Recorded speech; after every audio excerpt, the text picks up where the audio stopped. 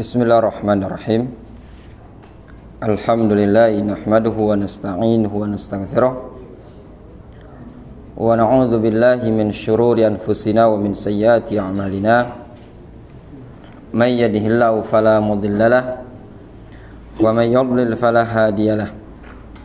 Wa asyhadu an la ilaha illallah wahdahu la syarikalah wa asyhadu anna Muhammadan 'abduhu wa rasuluhu sallallahu alaihi wa ala alihi wa ashabihi ajma'in, amma ba'd.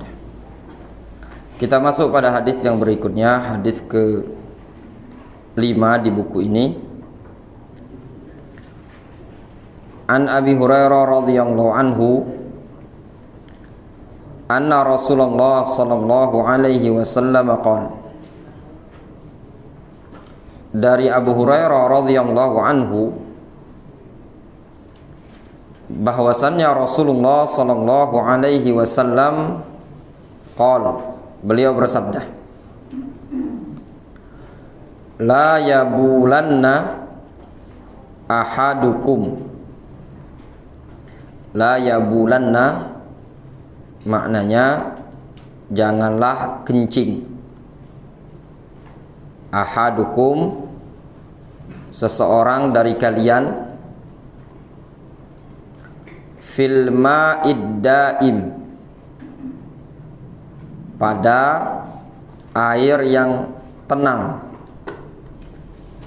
alladzi la yajri, yaitu air yang tidak mengalir, summa yaghtasilu minhu, kemudian dia mandi dari air tersebut. Maknanya di sini Rasulullah SAW menyatakan seseorang dari kalian janganlah kencing di dalam air yang tergenang, kemudian dia mandi dari air tersebut. Wali muslimin, sedangkan dalam riwayat Muslim dengan lafaz la yaghtasilu ahadukum fil ma'id daim wa huwa junub. Salah seorang dari kalian janganlah pula dia mandi di dalam air yang tergenang ketika dia sedang junub. Maknanya dilarang mandi pada air yang tergenang yang tidak ngalir dalam kondisi dia sedang junub. Kita baca keterangan dari syarah hadis ini. Asy-syarah al-hadis rawahul Bukhari wa Muslimun. Hadis ini riwayat al-Imam Al-Bukhari dan juga al-Imam Muslim rahimahullahu taala. Wa hadza lafzuhu bi majmu'i riwayatain. Dan ini adalah lafadznya beliau dengan dikumpulkan dua riwayat tersebut.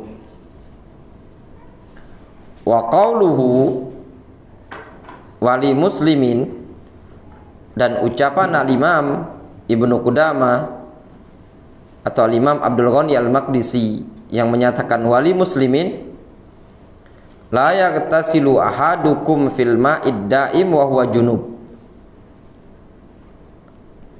Janganlah salah seorang dari kalian mandi di air yang tergenang dalam keadaan dia sedang junub. Rawahu Muslim. Ini riwayat Muslim.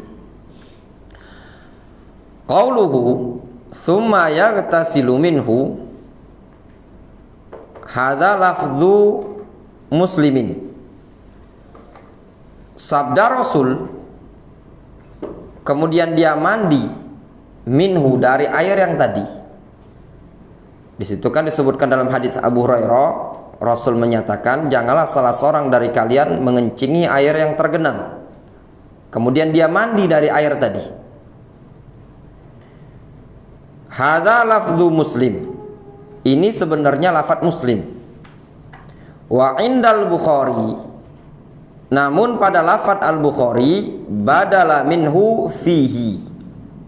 Namun pada lafadz Al-Imam Al-Bukhari pengganti kalimat lafadz minhu adalah fihi.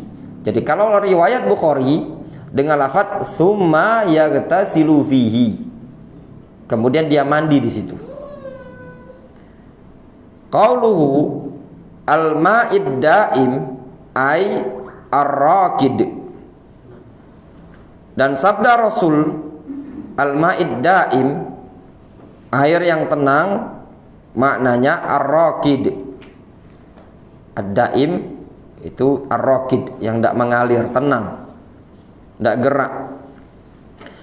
Qauluhu alladzi la yajri, sabda Rasul dengan lafadz alladzi la yajri tafsirun li makna daim, merupakan tafsir terhadap makna ad-daim.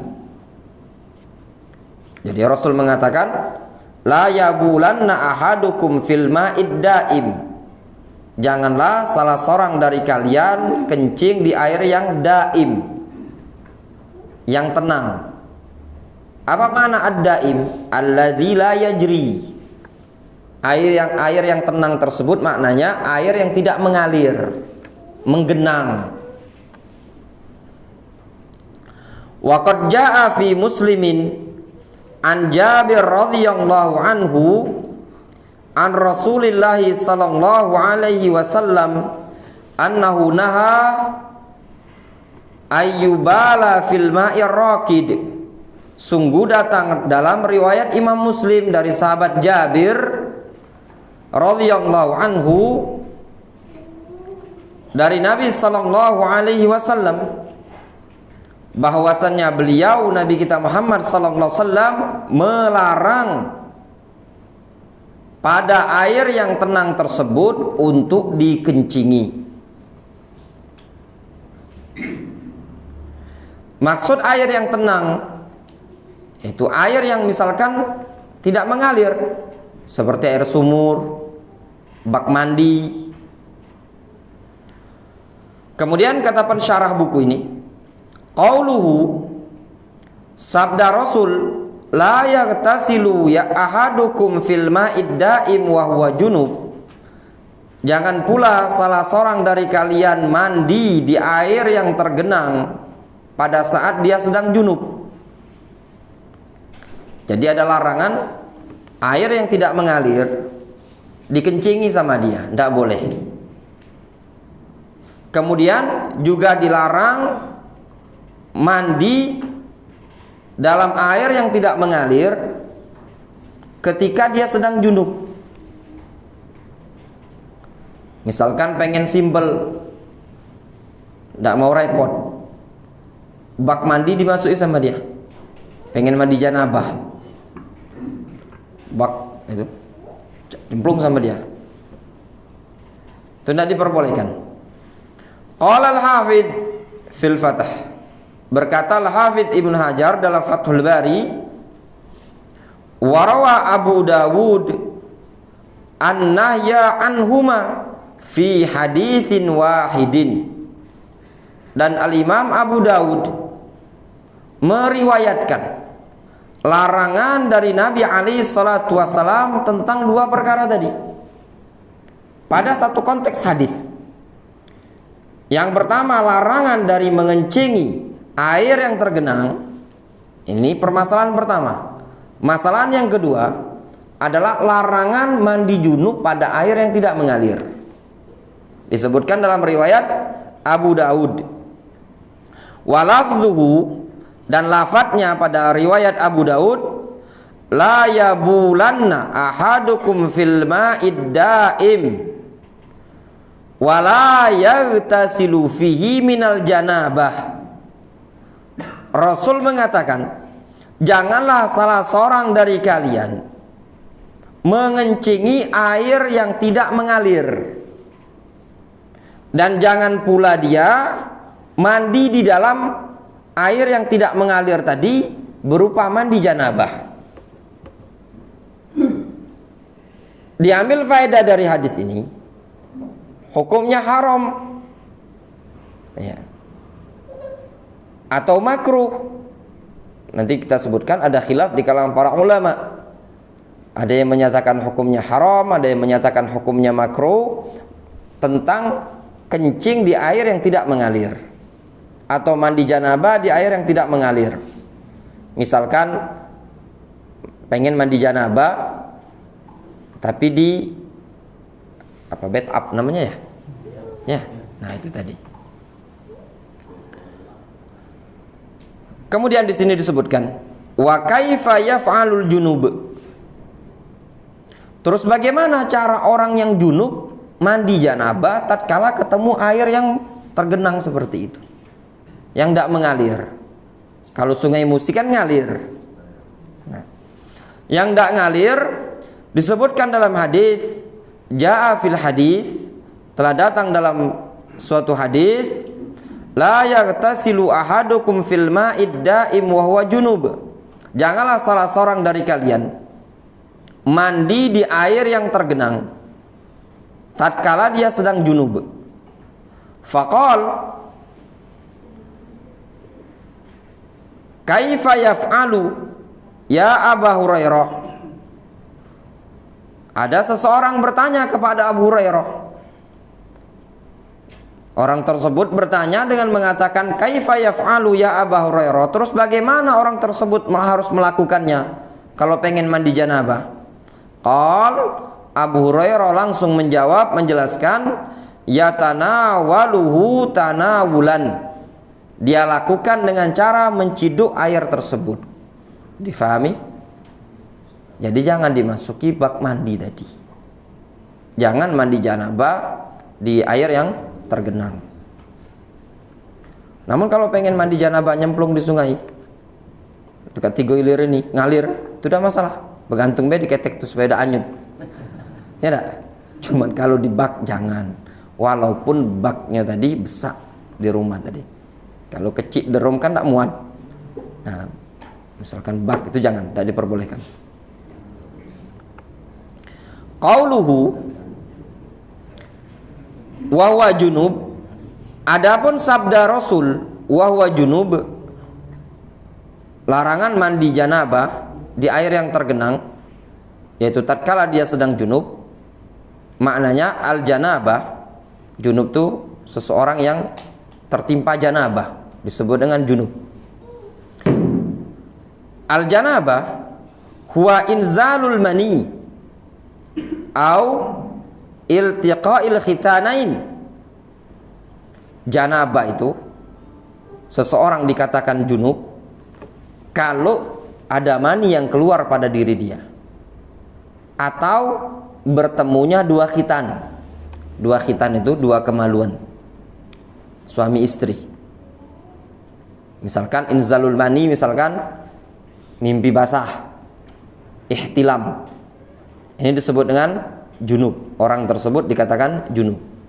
Atau hubungan suami istri walaupun belum sempat keluar, semata-mata ketemu, kalau bahasanya para ulama riyabul hasyafah, tenggelam bagian zakarnya, kepala zakarnya, maka sudah wajib untuk mandi, sudah dikatakan dia junub. Wa illam yunzil, meskipun tidak keluar. Rasulullah SAW menyatakan, idza jalasa ahadukum baina syu'abiyal al-arba' faqad wajaba al-ghuslu wa illam yunzil. Apabila salah seorang dari kalian duduk di 4 cabang wanita, thumma jahadaha, kemudian dia sungguh-sungguh pada 4 cabang tersebut, faqad wajaba al-ghuslu wa illam yunzil, maka wajib bagi dia mandi meskipun tidak keluar. Nah, kenapa junub ya disebut dengan junub? Orang yang seperti itu tadi disebut junub. Sumiyat bihi likauniha sababan ditajannubi as-shalah syar'an. Disebut junub ya, orang yang tertimpa junub ini tadi disebut dengan junub, tertimpa janabah disebut junub ya. dikarenakan junub itu merupakan sebab, ya, janabah tadi merupakan sebab terjauhinya salat secara syar'i. Orang kalau tertimpa janabah sedang junub tidak boleh salat kan? Nah itu tadi. Makanya disebut dengan junub. Junub itu artinya menjauh. Menjauh dari salat. Wal junub, adapun junub, huwa man wajaba alaihi al-igtisal bijima'in au inzalin. Junub adalah orang yang wajib bagi dia untuk mandi. Itulah disebut dengan junub. Jadi junub itu sebutan untuk orang yang sedang tertimpa janabah. Disebut dengan junub. Ya, junub tadi adalah orang yang tertimpa janabah. Dia wajib untuk mandi. Nah, sebab janabahnya tadi bisa jadi sebabnya jima, hubungan suami istri, atau inzal. Inzal itu keluar sperma, mungkin dengan sebab mimpi basah, ihtilam. Faedah, ada faedah. Qala al-Hafidz Ibnu Hajar rahimahullah ta'ala, berkata al-Hafidz Ibnu Hajar dalam Fathul Bari, beliau mengatakan, hadza kulluhu mahmulun 'alal ma'il qalil inda ahli ilmi ala ikhtilafihim fi haddil qalil. Hadis ini versinya Al-Hafidz Ibnu Hajar. Beliau mengatakan hadis ini, hadis larangan kencing di air yang tergenang dan larangan mandi janabah pada air yang tergenang. Ini hadis dibawa kepada pengertian air yang sedikit menurut para ulama. Namun sesuai atau berdasarkan dengan perbedaan pendapat di kalangan mereka tentang patokan sedikitnya tadi. Apa sih patokan air yang dinyatakan sedikit? Di sini ada khilaf di kalangan para ulama. Ringkasnya, mereka mengatakan ini hadis dibawa kepada pengertian air yang sedikit. Cuman yang jadi masalah di kalangan mereka, air yang sedikit itu berapa patokannya? Di sini ada khilaf di kalangan para ulama. Yang jelasnya kalau dia menggenang, namun genangannya banyak, misalkan sudah mendanau, ya, tergantung kolam renangnya, Wak. Amun kolam renang dari balon itu kecil itu tadi. Ya. Amun kolam renang semasjid Al Jihad ini tadi itu banyak. Nah, insya Allah ada masalah. Ya, kan luas kan ukuran masjid ini kan. Namun kolam renangnya yang balon kalau dijual pinggir jalan itu kecil, itu masih besar bak mandi kita. Nah, kalau kolam renang insya Allah ada masalah. Kolam renang yang besar maksudnya, bukan bak untuk melihara lele, itu belum standar itu tadi kolam renang. Kalau yang besar ada masalah. Faedatun ukhra, faedah yang lain. Qala al-Imam An-Nawawi rahimahullah ta'ala, berkata al-Imam An-Nawawi rahimahullah ta'ala fi syarhi Muslim, dalam syarah Sahih Muslim, qala ashabuna wa ghairuhum minal ulama, berkata para ulama dari mazhab Syafi'iyah dan yang selain mereka dari kalangan para ulama, wat taghawwut fil ma' kal bauli fihi wa aqbah. BAB di air yang tidak mengalir ini tadi hukumnya sama seperti ngencingi air yang tidak mengalir, tetap tidak diperbolehkan. Wa aqbah, bahkan lebih buruk lagi. Kalau kencing saja tidak diperbolehkan, maka BAB juga tidak diperbolehkan. Difahami? Ya, itu namanya kiasul aula. Kencing itu masih mending dibandingkan di BAB. Kalau banyu itu di BAB itu jangankan kalau kolam renang tadi, juga kolam renang yang dia pun tidak kati yang tidak berenang. Nah itu tadi tidak laku kolam renang.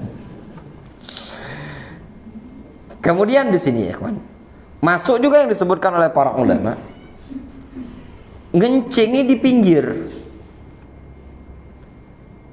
Misalkan pinggir sumur, di lebak, di kebun atau di sawah. Karena di kebun-kebun kadang ada sumur ya. Dia tidak dikencingi di lubangnya tadi, tapi dikencingi di pinggir. Air ngalir. Juga masuk dari larangan ini tadi, tidak diperbolehkan. Kemudian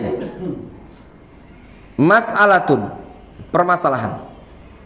Ikhtalafa ahlul ilmi fi ta'yini qalilil ma'i wa katsirihi alladhi yajtanibu qadha al-hajah fihi. Fama dhabitu fi dzalik. Para ulama berbeda pendapat di dalam menentukan batasan air yang sedikit dan banyak tadi, yaitu batasan air yang harus dihindari tatkala buang hajat di tempat tersebut. Fama dhabitu fi dzalik. Apa dhabit, patokannya, ketentuannya. Jadi para ulama berbeda pendapat. Tadi kan kita katakan air yang sedikit, genangan yang sedikit tidak boleh dikencingi. Kalau banyak, mereka mengatakan tidak masalah. Nah, cuman yang jadi masalah itu apa sih patokan banyak dan sedikitnya tadi? Di sini para ulama juga berbeda pendapat di kalangan para ulama dalam hal ini, dalam menentukan patokan banyak dan sedikitnya air tersebut.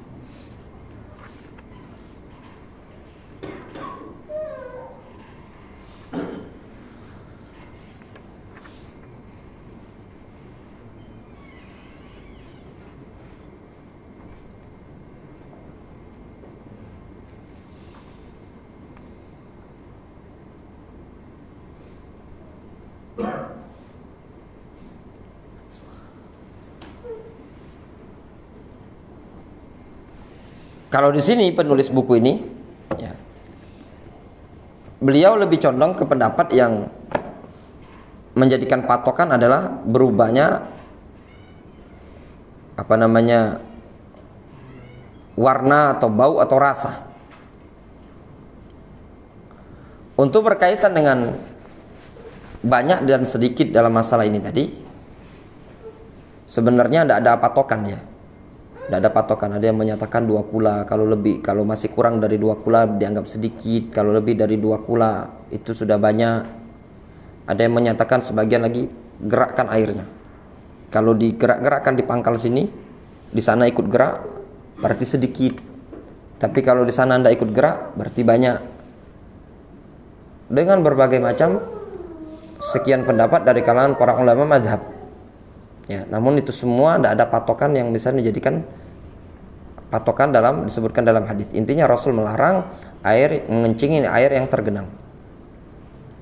Kemudian di sini disebutkan ikhtalafal ulama halin nahyu lit tahrim aw lil karahah. Para ulama berbeda pendapat, apakah larangan ini tadi, larangan Rasul, larangan kencing di situ dan mandi janabah di situ, hukumnya untuk pengharaman ataukah cuma sekedar makruh? Wa dhahaba ba'dul ulama annahu muharramun. Sebagian para ulama berpendapat hukumnya haram. Fil qalil, kalau pada air yang sedikit hukumnya haram. Wa makruhun fil katsir. Namun hukumnya makruh kalau airnya banyak.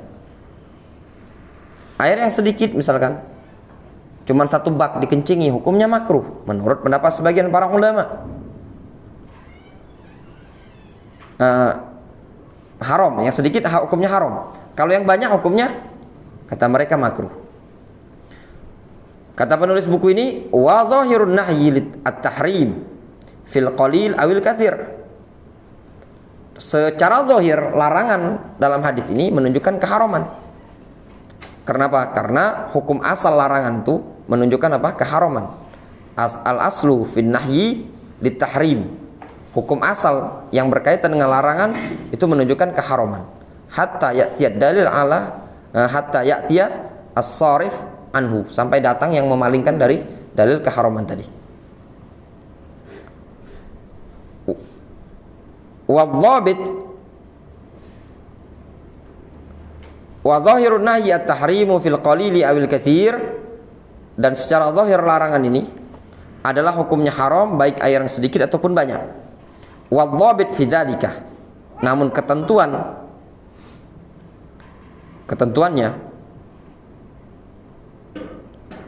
banyak atau sedikitnya tadi, huwa taghayyur ahadi awsafi ats-tsalatsah, yaitu tatkala berubahnya salah satu dari 3 sifat air.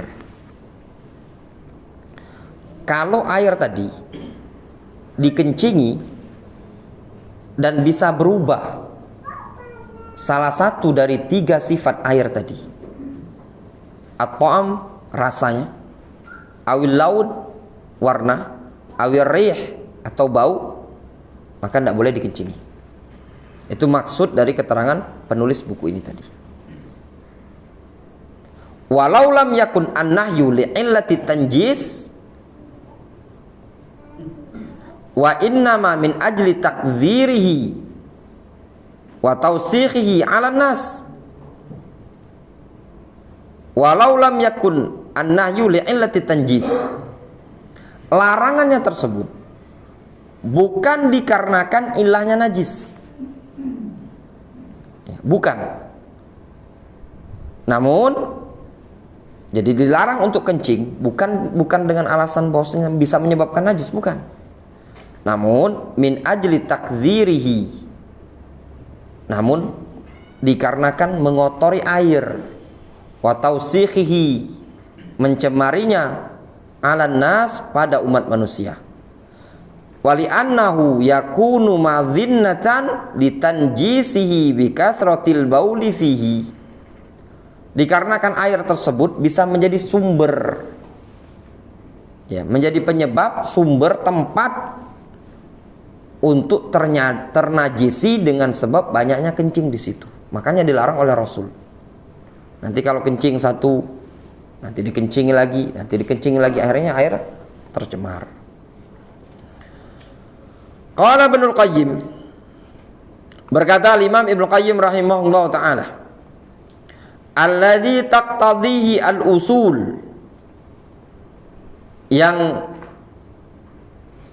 merupakan bagian dari konsekuensi al-usul, prinsip, kaidah, annal ma idza lam tughayyirhu an-najasah fa innahu la yanjus, bahwasannya air kalau tidak berubah dengan sebab najis, maka air tersebut tidak dinyatakan najis. Jadi air yang dikencingi tadi, kalau dia tidak berubah, maka tetap dikatakan air tadi suci. Cuman apakah boleh kencing di situ? Tetap tidak diperbolehkan. Difahami? Kenapa tidak diperbolehkan? Dikarenakan permasalahannya bukan masalah najis ilahnya, tapi permasalahannya apa? Min ajli takdzir wa tausikh. Dikarenakan kalau kencing di situ ngotori. Difahami? Jadi jangan ada alasan kalau kencing di air yang tergenang dengan mengatakan, loh, air tidak berubah, kucium masih tanpa ada bau sama sekali airnya. Ya masalahnya cuma nongsi kok. Coba 10 kencing di bak mandi tadi, ya enggak? Nah, dikarenakan ilahnya ilah takdzir wa tausikh ini tadi, ngotori, mencemari air, makanya ditutup celah oleh Rasul alaihi salatu wasallam supaya jangan sampai ngencingi tadi. Sama ya ikhwan, sebenarnya permasalahan di kolam renang juga. Kolam renang itu kalau sedikit mungkin iya, tapi kalau banyak, bukan anak-anak baik, Wak. Yang besar juga laju, sungkan nak ke kamar mandi, kencinglah ke situ. Iya enggak? Bayangkan kolam renang tuh kalau dibuka pagi dari jam 9 pagi, tutupnya jam 5 sore, kita masuk jam 4 sore. Hari libur pula. Kolam tuh penuh budak kecil mana dia mikir kencing, mana dia pikir nak keluar lagi, kencinglah di situ. Yang masuk dia bapaknya kencing di situ, emaknya kencing di situ. Itu kalau diwadahi pakai ember mungkin bisa sampai 5 ember. Ya enggak? Nah, coba banyak kencing 5 ember, tumpahkan ke situ. Ya kalau secara berubah memang enggak berubah. Enggak berubah. Cuma masalahnya ngotor ini tadi, mencemari. Ya memang kalau nak bagus tuh enggak usah di kolam renang sih. Kalau nak mandi di sungai itu benar. Kalau Al-Jihad ini kan bagus lah ini, pinggir sungai. Tinggal di kandang bae di pinggir itu tadi kan. Untuk mandi. Kemudian di sini disebutkan kata Ibnu Qayyim rahimahullah taala, "Dzalika annahu baqin ala aslihi khilqatihi." Yang demikian itu bahwasanya air tersebut tetap dinyatakan kekal pada asal penciptaan dia, yaitu suci bersih. Wa huwa thayyib, dan air tersebut dikatakan air yang thayyib, dakhilun tahta qaulihi ta'ala, masuk pada kategori firman Allah Subhanahu wa taala, wa yuhillu lahumut thayyibat. Allah halalkan untuk kalian perkara yang thayyibat. Nah, tatkala air ini tadi masih dikatakan air yang thayyib, tidak berubah bau, rasa dan warna, masih dikatakan suci. Hadza huwal qiyas fil ma'iat jami'iha. Ini juga bisa dikiaskan pada seluruh benda-benda yang cair.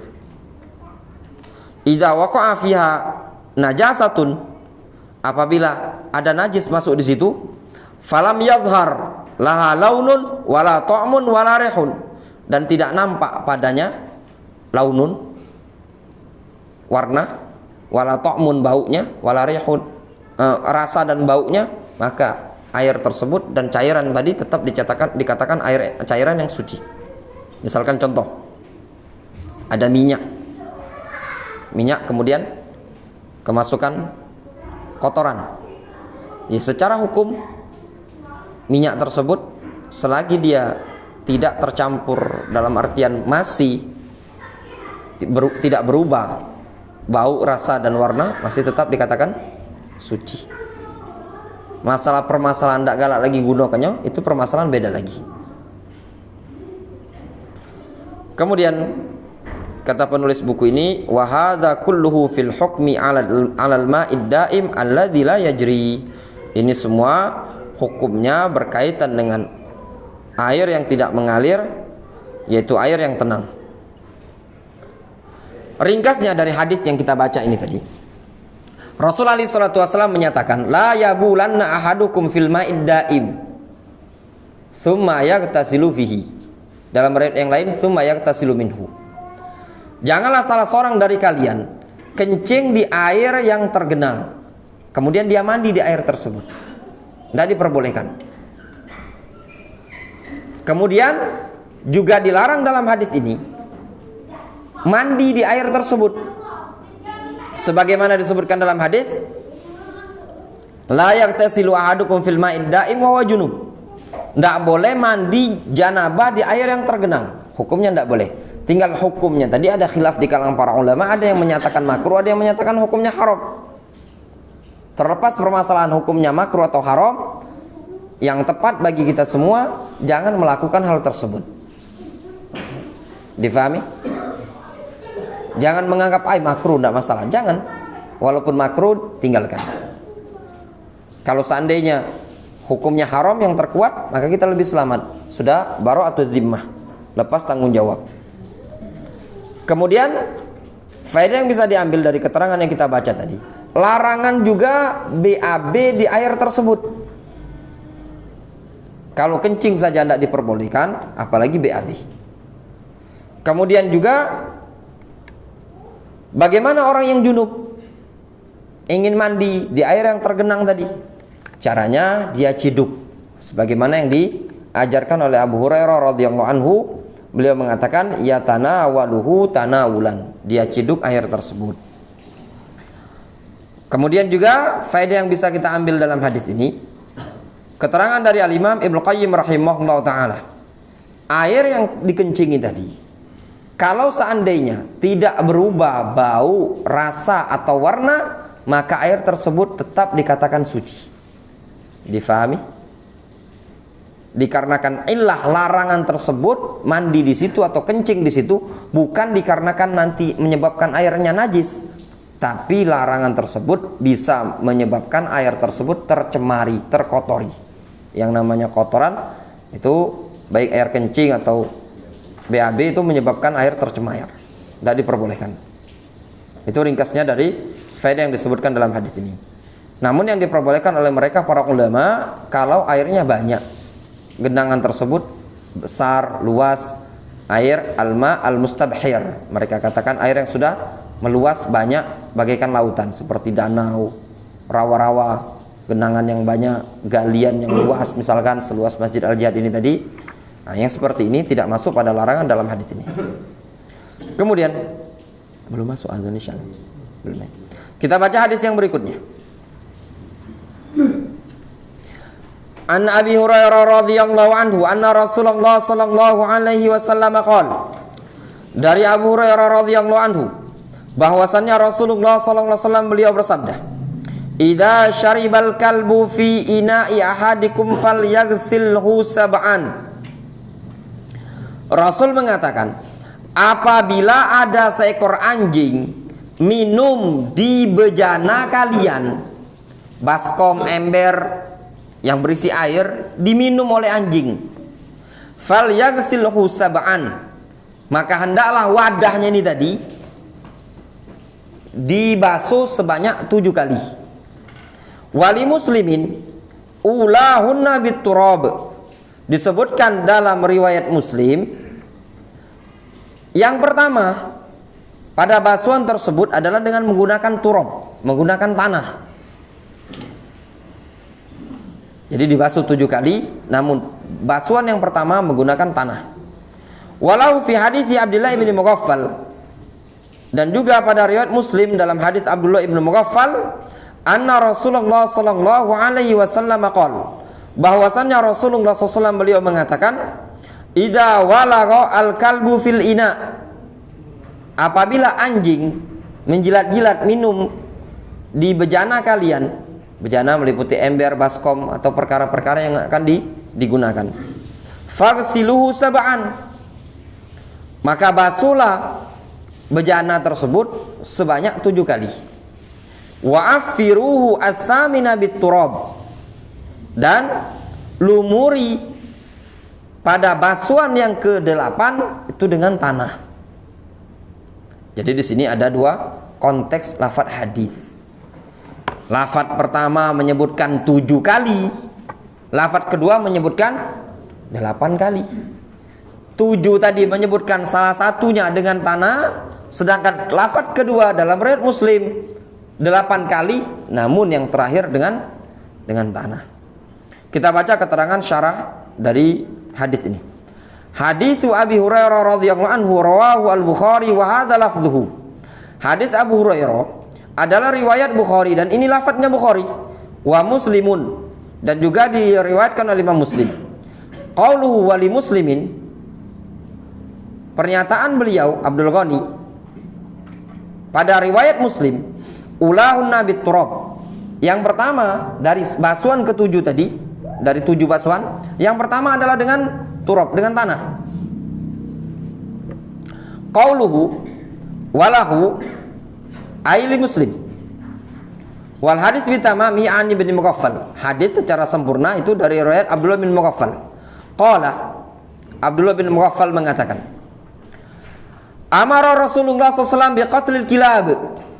Rasulullah SAW memerintahkan untuk membunuh anjing. Tsumma qala, kemudian Rasul mengatakan,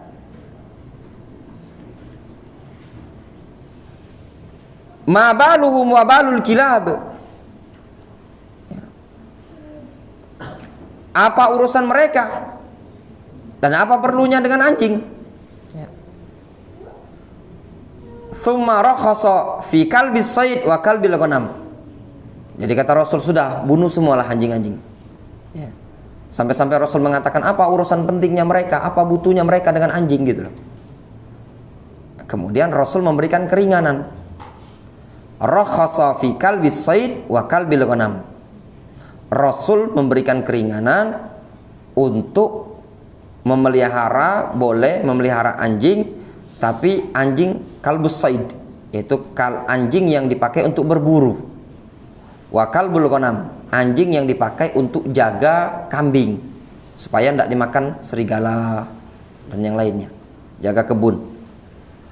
Waqal, kemudian Rasul mengatakan, idza walagal kalbu fil ina'i faghsiluhu sab'a marrat. Kemudian Rasul mengatakan, apabila ada anjing yang menjilat-jilat, ya, minum di bejana tadi, di ember atau baskom, maka kata Rasul, basuhlah oleh kalian sebanyak 7 kali. Wa afiru ats-tsamina fit turab, dan lumuri basuhan yang ke-8 itu dengan tanah. Qauluhu, adapun sabda Rasul, idza walaqah yalaku bil fath. Idza walaqah, di situ kan disebutkan lafaz hadis idza walaqal kalbu fil ina. Ya, apa makna walaqah? Disebutkan dalam hadis, makna walaqah itu kalau dengan fathah, walaqah yalaku fihi ma idza syariba bi tarafi lisanihi. Jadi walaqah apabila anjing tersebut minum dengan ujung lisan. Jadi ini gambaran air. Ini misalkan anjing ya, lidah ini lidah anjing. Jadi dikubek-kubek seperti ini sama dia. Tergambar lah ya? Itu bahasa Arabnya walaqah. Tatkala dia minum dengan ujung lidah, nyicip-nyicip, ngirup, begitu sub. Ya difahami? Tergambar. Itu bahasa Arabnya walaqah. Fa in kana ghairu ma'i'in. Nah, kalau dia bukan barang cair, yuqal la'iqahu. Maka bahasa Arabnya la'iqahu, menjilat. Difahami? Itu bahasa Arabnya. Difahami sub? Ya. Kalau ada banyu, nah, dijilat pakai, diminum dengan ujung lidah, bahasa Arabnya walaqah yalahu. Namun kalau dak katik banyu, dia jilat-jilat, itu namanya la'iqah. Ada, tapi di dalamnya bukan banyu, apa namanya? Mungkin bolu, yuk, anggaplah bolu. Nah, dijilat-jilat sama pegawai pulau bolu dalam ember. Nah, misalkan dijilat-jilat, itu bahasa Arabnya la'iqah. Ya. Fa in kana farigon, kalau kosong, dah kata isi ember ini tadi, baskom dah kata isi, yuqal, bahasa Arabnya lahisahu. Difahami? Anjing jilat kita, jilat betis kita. Nah, itu bahasa Arabnya lahisah. Ya, lahisa, yalhas. Difahami? Yo, sebenarnya sama baik, jilatan anjing, tapi cuman beda sisi penggunaan bahasa Arabnya tadi. Wallahu ta'ala a'lam. Insyaallah kita lanjutkan setelah salat Isya. Bismillahirrahmanirrahim. Alhamdulillah nahmaduhu wa nasta'inuhu wa nastaghfiruh wa na'udzu billahi min syururi anfusina wa min sayyiati a'malina. May yahdihillahu fala mudilla lahu wa may yudlil fala hadiya lahu. Wa asyhadu an la ilaha illallah wahdahu la syarika lah wa asyhadu anna Muhammadan abduhu wa rasuluhu sallallahu alaihi wa ala alihi wa ashabihi ajma'in, amma ba'd. Kita lanjutkan. Qala asy-syarihah, berkata pensyarah buku ini, qauluhu fi hadithi Abdullah bin Mughaffal faghsiluhu sab'an wa fi Muslim sab'a marrat. Sabda beliau pada hadis Abdullah bin Mughaffal, Rasul mengatakan faghsiluhu sab'an, basuhlah bejana tersebut 7 kali. Dalam riwayat Muslim ditegaskan sab'a marrat. Sab'an itu maknanya sab'a marrat. Wa qad ikhtalafa ulama fi hadhihi riwayat. Basuhan 7 kali ini diperselisihkan oleh para ulama. Walladzi yatarajjah annaha sab'a ghasalat, dan yang rajih basuhan tersebut cuma 7. Terus bagaimana cara 7 kalinya ini tadi? Fayabqa an-nadhar fi tarjih baina riwayati ulahunna wa riwayah as-sabi'ah. Sehingga masih tersisa pengamatan, pencermatan. An-nadhar fihi, itu an-nadhar fi artinya mengamati, mencermati. Masih tersisa pencermatan di dalam mentarjih antara riwayat yang menyebutkan ulahunna biturab dengan riwayat as-sabi'ah biturab. Jadi ada dua hadis, dua lafaz. Satu lafaz menyebutkan, jadi yang lebih roji, lafadznya tadi kan 7 kali basuhan. Nah, namun dalam 7 kali basuhan ini ada dua lafadz hadis. Lafadz pertama menyebutkan basuhan pertama dengan tanah. Lafadz kedua menyebutkan basuhan yang ketujuh dengan tanah. Terus bagaimana yang kuat?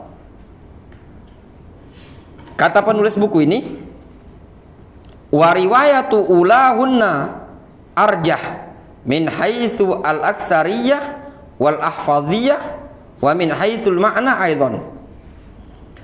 Riwayat yang menyebutkan ulahunna yang pertama adalah dengan menggunakan tanah lebih rajih, lebih kuat. Ditinjau dari sisi banyaknya perawi yang meriwayatkan hadis tersebut menyebutkan yang pertama adalah dengan tanah, bukan yang menyebutkan tanah di bagian ketujuh. Dan juga perawi-perawinya lebih hafal. Dan juga min haitsul ma'na, ditinjau dari sisi makna. Kenapa? Li'anna tartibal akhirah yaqtadhi al-ihtiyaja ila ghuslatin ukhra litanzifihi. Dikarenakan kalau basuhan tanah tadi letakkan pada bagian yang ketujuh, maka butuh untuk basuh yang kali yang berikutnya. Berarti jadi 8 dia. Ya pada? Kalau tanah tadi letakkan ke 7, ndak kena ada antum bawa baskom kotor. Katong rumah kamu rencak mana? Suruh basuh baskom jilat anjing kamu lumuri dengan tanah ini tadi. Kan mungkin. Nah, itu dari sisi makna. Itu yang disebutkan oleh Al-Hafidz Ibnu Hajar dalam Fathul Bari. Kemudian faedah, qala al-Imam An-Nawawi rahimahullah taala. Berkata al-Imam An-Nawawi rahimahullah taala fi syarhi Muslim, dalam syarah Sahih Muslim. Wala yaqumus sabun wal usnan wa ma asbahahuma maqamat turab alal asah. Sabun dan yang semisalnya, deterjen, sunlight, apa lagi? Apa yang hand sanitizer, apa? Sanitizer itu tadi Pak. Sanitizer, termasuk juga mungkin antiseptik dan yang lainnya. Ini semua tidak bisa menggantikan posisi tanah menurut pendapat yang sahih. Difahami? Nah, kata para ulama, mereka menyebutkan, ulama-ulama zaman sekarang, mereka menyebutkan di kandungan tanah tersebut ada kandungan yang bisa membunuh bakteri yang ada pada air liur anjing tersebut, yang tidak bisa digantikan dengan sabun dan yang lainnya. Itu disebutkan oleh para masyayikh ketika mensyarah Taisur Alam atau Umdatul Ahkam, Taisur Alam atau syarah Bulughul Maram lil Bassam, mereka menyebutkan seperti itu. Qala Ibnu Daqiq Al-Aid, berkata Ibnu Daqiq Al-Aid dalam kitab Ihkamul Ihkam, syarah Umdatul Ahkam, kata Ibnu Daqiq Al-Aid, an-nas idza warada bi syai'in muayyan wa ihtamala ma'nan yahtassu bidzalika syai' lam yajuz ilgha'un nas wa tirahu khususil muayyan fihi. Suatu dalil, suatu nas, suatu dalil apabila datang dengan suatu tertentu, dalil ini datang dengan membawa lafaz tertentu, apa itu? Tanah, ketika membasuhnya. Wahtamala ma'nan yahtassu bidzalika syai', dan hadis tersebut, nas tersebut, dalil tersebut mengandung makna yang mengkhususkan suatu tadi. Lam yajuz ilgha'un nas, maka tidak diperbolehkan menyampingkan nas tersebut, melepasnya, meninggalkannya begitu saja. Wattirahu khususil muayyan fihi, serta membuang kekhususan tertentu tadi pada dalil tadi, tidak diperbolehkan. Ini dalil sudah datang dari Nabi alaihi salatu wasallam menyebutkan pembersihnya adalah dengan tanah. Ketika Rasul menyebutkan tanah, ya sudah tanah, tidak bisa digantikan dengan yang lain. Itu merupakan kekhususan pada tata cara pembersihan najis tersebut.